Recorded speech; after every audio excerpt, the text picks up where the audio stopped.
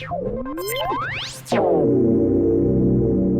know, sometimes with conversations where one person who's concerned is trying to, you know, bring up the topic or get into the conversation a little bit more to offer support, but because of, like in this example, of how Brittany's shutting her down all the time, it's very easy to kind of turn around and, you know, leave it because you obviously can't get in. Well, so to actually support them. It's exhausting. I can't tell you how many families I've worked with where they're like, but I've tried and I've tried, and I'm like, well, you have to keep trying because it's you know but yes, that is a huge obstacle. Right. So all right, well, I'm going to come back to you, but first I want to talk to Dana, because Dana, this person Brittany is purposely omitting taking her insulin, and this is unfortunately, Asha reported like 30% of people with type 1 diabetes are doing this behavior. I'm just curious, like, how dangerous is it? Because I could see how it could be provocative to someone, and it seems fairly normal that a lot of us today with social media and influencers have weird perceptions of what should look good or how we should look. And so I just want to hear from you your thoughts on it, and also about some of the health concerns related to doing this.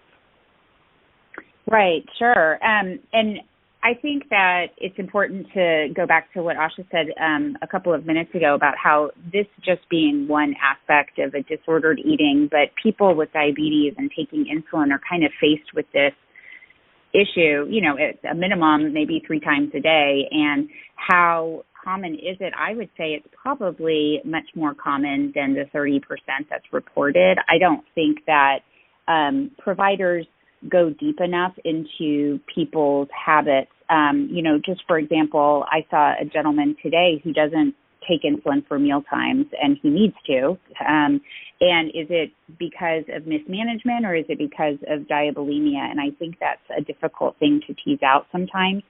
But I think that people who consistently skip insulin for their meals, you know, sometimes it's hard to really get at the cause of that, and it can be confusing. And so I think it is an underreported habit or pattern that someone might have. And then I think sometimes people will skip taking insulin for foods they deem you know, guilty about or feel bad about eating a donut, for example, that they might just avoid taking insulin for that donut, and it just didn't happen. It just never came into their life because they skipped insulin for it. So I do think it's an underreported phenomenon. And in terms of how dangerous it is, I mean, having high blood sugars that go untreated for long periods of time can certainly lead to complications and have some real problems for health, you know, very quickly.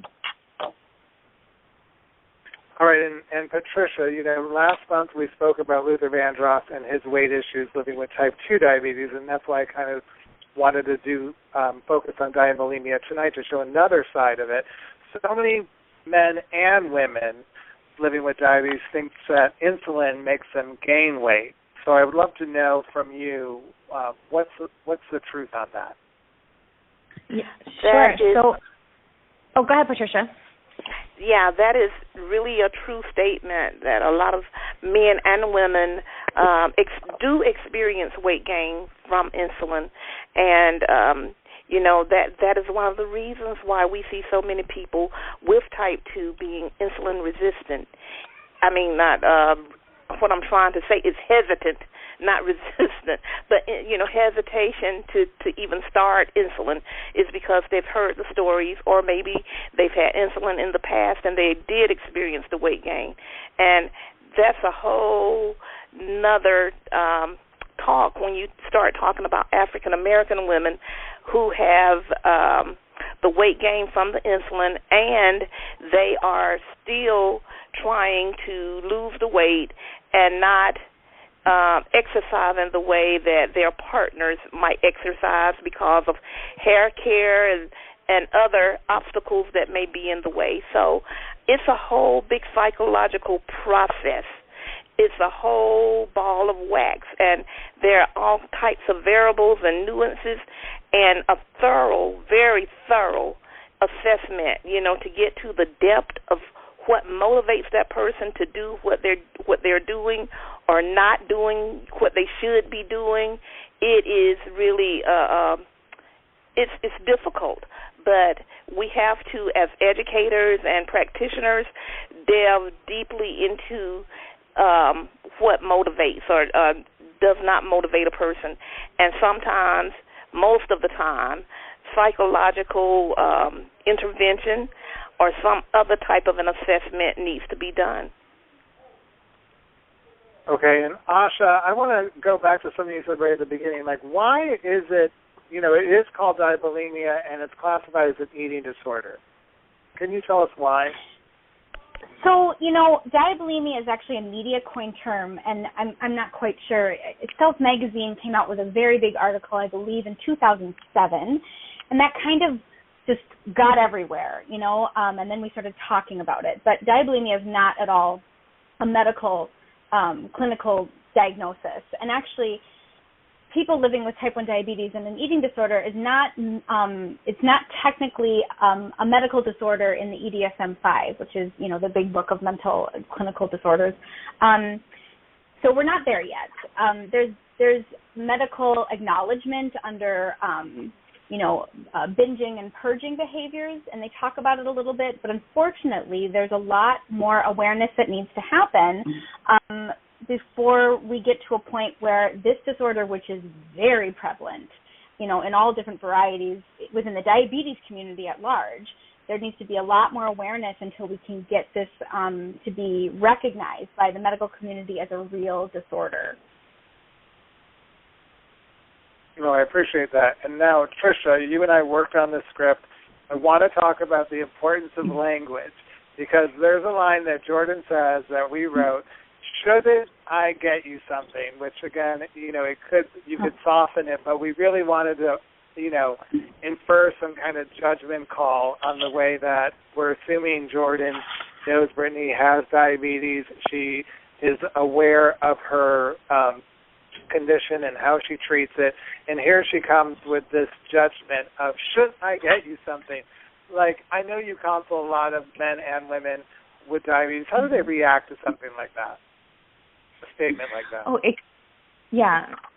The most people are rolling their eyes and saying, "Oh, if one more person asks me, how I feel, or to do something, eat this or not eat this," or usually that just sends them, through the roof, and there's so much resistance just in that topic because, right from the beginning they're being told to do something or not do something against what they maybe would have chosen beforehand, and so it's like this lack of control, and who doesn't want to have their own independence, their own control? So, and especially when what you're doing is not maybe what is expected of you or what is in alignment with what was good for your health. So there's already resistance in that, right, when she says that. So actually, when we were going over the lines, I'm like, how should we put this? Do we want to have some resistance from her, or do we want it to be like, we can pose the question in a different way? But you can see that there's definitely a struggle there with Brittany. So I think it comes across like she doesn't want anybody else kind of telling her what to do or outing her with what's going on for her, even if she doesn't really know exactly what she's doing, because sometimes it's not, they're suffering, they really are suffering on their own terms, and they don't know how to get out of it. Not that they don't realize that it's wrong or that it's not, that it's hurting them. It's just it's a spiral, there's so much gray and how to area. get out of it. There's so much gray area. It's just there's not only is it not defined, not only is there not a perfect list of signs and symptoms you can look for, but it's just the person who's living with it. I personally didn't come to this recognition that what I was doing was so dangerous for like over a decade. Yeah. You get stuck in it. Right, exactly. That's what I think. And wait, I want to jump in with Dana, because you're living with type 1 diabetes too. You're also a clinician. This is like what Asha and Tricia are saying. It's like it's so unique to the person, and there's so much confusion. A couple months ago, we had a woman, the angry woman, who has LADA. There's so much confusion around that diagnosis. I could see where you could kind of veer into these other places because of that. Is that fairly common from your experience, or how would you as an educator tackle this problem that Brittany has? Well, and I would also kind of piggyback that there is so much shame and I guess also fear with diabetes and insulin, and, you know, people making comments like, you know, I should get you something, or should you be eating that, is such a common thing that people also say. And so it does cause a secret to that person living with diabetes that they don't want those comments, because diabetes is such a personal, individualized disease, and it seems to be one of the only things that has such shame and judgment from other people around it. And so, you know, I think that how we approach it is having a safe space and having people know that there is no judgment, you know, talking about this, and that the number one goal is to find healthy habits and manage their chronic disease in situations, and that comes with education. But it takes time. It definitely takes time. And, you know, I always tell people there's a whole career path dedicated to diabetes education. I just don't know of another disease that has a whole career path like that. And it's because this is such a complicating chronic disease. Sure.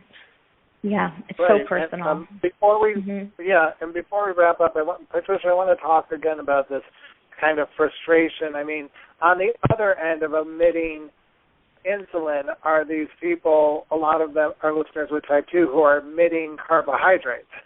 You know, they get diagnosed and that scare tactic comes into their head that they have to make these kind of all or nothing scenarios in their head. Can you speak to a little bit about that? Yes, there are a lot of people who do omit carbohydrates and not understanding fully the pathophysiology and knowing that that is the fuel that keeps them going. And so omitting carbohydrates helps to keep you in like a ketoacidotic state as well, and the weight loss comes about from those high blood sugars that they do experience. And so we do have some type 2s who have this same type of mindset, I guess I should say, when it comes to body image and weight loss. So it is a mix, like I said before, it's just a mixture of different feelings, different emotions, feeling the shame, body image, having people make comments, or having people look at you certain ways, or making decisions about what you should or should not do. And so all of that, a combination of what motivates a person to do what they do. And sometimes it's like, even in the scripted part where you're saying, you know, should you be eating this, or shouldn't you have this to help you to feel better or to help the condition. But one of the ladies was just talking about the control, and so that too is a mind game. So it's like you've already lost control of the body function of, you know, the pancreas is not doing what it should be doing, and there's a lot of shame around that, especially with the type 2, because they feel in some instances that it's a condition that a lifestyle or habit or something that they have done to make themselves fall into this category. And so there's already the shame, and to have someone to talk in certain terms and use certain words just adds damage to the insult. Okay, and now we're wrapping up. Ashley, we're going to give you the first word, then after everyone speaks, we're going to give you the last word. I just want, you know, what are we missing in this message tonight? Because this is such an important topic around what we've been talking about this skit. What would you like listeners to know? I think I'd like listeners to know that, again, it is not just insulin omission, but also any size body can have an eating disorder. That's really important. Anybody living with diabetes, type 1, type 2, LADA, all combinations can have an eating disorder, and they can be any size, and it can still be dangerous. Mm-hmm. Well stated. That is a very good point. And Dana, I know you and I spoke. I mean, this purposely was written for two younger women. But when you and I spoke before this conversation, you were telling me that it's not just younger women, Max. There's not only it's men, not but at all. also older women. Can you talk a little bit about that? Sure. Yeah, absolutely. I think that, there has been associated with diabetes so much shame and people who just maybe don't have their head wrapped around a positive relationship with insulin. And so through the years and decades, I think people develop ways of managing diabetes that's not always the healthiest way, and they don't appreciate certain ways to manage weight as well and fall on this mismanagement. So I do think that, unfortunately, I probably see, several situations a week where someone has either never really managed their diabetes to the full of their potential and has fallen on, skipping meals or skipping insulin or not taking enough insulin for what they need. And it could be because of an eating disorder, but I think also it can all be captured into just mismanagement and there's that shame and judgment they feel from others. Okay, and Trisha Artman, our actress tonight, one of our actresses. No, absolutely. I just completely agree that blame and shame that we put on ourselves, and then also, things have changed so drastically from even when I was diagnosed when I was 17, and I'm 40 now. So things are so different just from that time frame of I was told, no sugar whatsoever, and as except for a 17-year-old, it's like, what? And then now it's a total different mindset, but yet a lot of the stigma and the conversations are still that old mindset. And so it's really, it can be tricky. So the best advice is to get just support as soon as you can. I'd like to say before Dr. Wendy Rappaport also always says this, is get support before you have a problem. After the medical, you need that right in the beginning to kind of get the shots down and what you need to do or the medication, but then team up with somebody that can really make things clear for you, help you process. There's such an emotional component throughout your whole entire life with whatever type of, even if you're not diagnosed with an illness, but it's just, there's an emotional roller coaster, and a lot of it we put it on food, whether we have the good times, we relate with food, right? We celebrate with food, and when we have those dips in our lives that we go for food to kind of pick us up, and that can cause, a lot of dysfunction and upset and just this roller coaster ride. So teaming up with somebody, it's not shame to go, get somebody to help you. It's only helping you, get through things and make sense of things, so you don't have to stuff anything down anymore. You can just feel comfortable, safe, in a safe spot, and get the right, correct information for yourself. That's really important.